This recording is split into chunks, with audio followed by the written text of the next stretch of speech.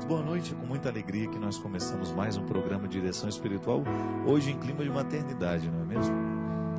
Acho interessante que às vezes a vida nos leva num movimento tal, de pressa, que por vezes faz bem a gente fazer um retorno. A psicologia nos ensina que terapia é sempre um retorno no tempo. É sempre bom a gente voltar às nossas origens. Aliás, cada vez mais eu me convenço de que um homem não pode ser feliz distante de suas raízes. O conhecimento da nossa realidade mais profunda, daquilo que a gente é. Pode ser que a vida tenha te modificado demais. Pode ser que ao longo da sua vida você tenha se tornado uma pessoa muito diferente de quando você era na infância. Pode ser que as suas raízes tenham ficado muito distantes de você por causa da vida que você foi assumindo aos poucos. E é muito comum a gente encontrar pessoas num determinado momento da vida, da sua história pessoal, que começa a sentir o desejo de retomar algumas coisas que foram ficando para trás e que depois se torna impossível de buscar e de encontrar porque deixou de buscar no tempo certo. É muito bom a gente poder fazer todos os dias antes de dormir um retorno àquilo que realmente é importante para nós. Você voltar a buscar as suas raízes, você voltar sempre ter contato com aquilo que você é. Eu, pessoalmente, nasci numa família muito simples, num contexto de muita simplicidade. E por mais que a minha vida tenha me modificado, por mais que a minha vida tenha me dado oportunidades de conhecer o mundo, de conhecer muita gente, de viver com mais conforto do que quando eu era criança, eu sempre peço a Deus a graça de retomar aquela simplicidade que foi própria do meu primeiro tempo. Por uma razão muito simples. Somente no momento em que eu tomo posse daquela simplicidade que fez parte da minha infância, é que eu vou saber usufruir de tudo que a vida me der hoje, em termos de oportunidades, de conhecimentos. Porque é essa simplicidade mantida que vai me fazer equilibrado naquilo que hoje eu posso ter. Talvez você tenha se desequilibrado um pouco na vida no momento em que você se desprendeu demais de suas raízes. Você até esqueceu quem era você pelo fato de você ter se tornado uma pessoa tão diferente de quando você era criança. Suas oportunidades, tudo aquilo que você tinha, tudo aquilo que você não tem mais, ou o contrário também, tudo aquilo que você não tinha e que tem agora. O mais importante, minha gente, é a gente nunca deixar de cultivar as raízes que nós temos.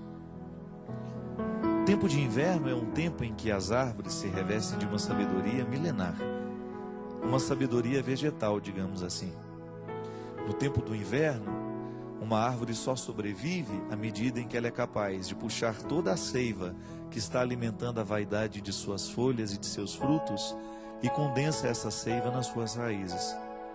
Porque o que faz uma árvore permanecer de pé não é a beleza das suas folhas, mas é a fortaleza das suas raízes. E é disso que nós estamos falando.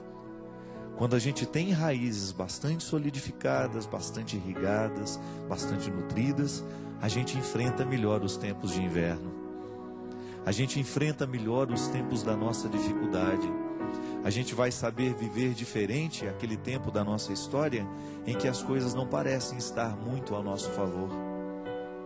É a sabedoria das árvores nos ensinando a viver.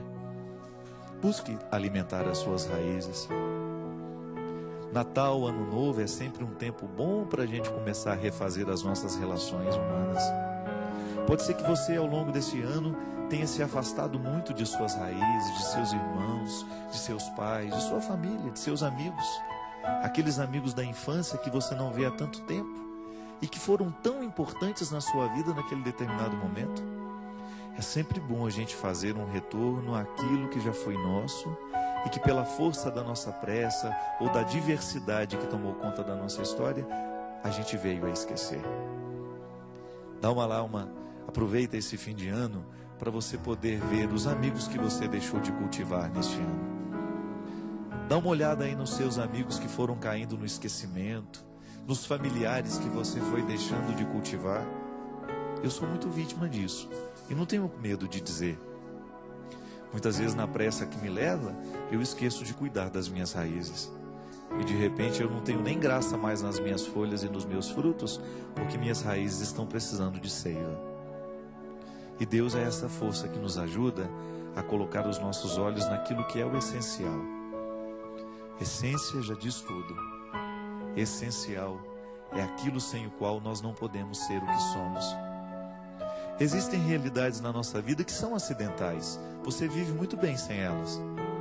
Você, por exemplo, uma Mercedes-Benz, né, que todo mundo gostaria de ter, é acidental na nossa vida. A gente vive muito bem sem ela. Mas o sangue nas suas veias, esse você não pode abrir mão. Há tantos bens materiais que são meramente acidentais e nós invertemos essa escala de valores.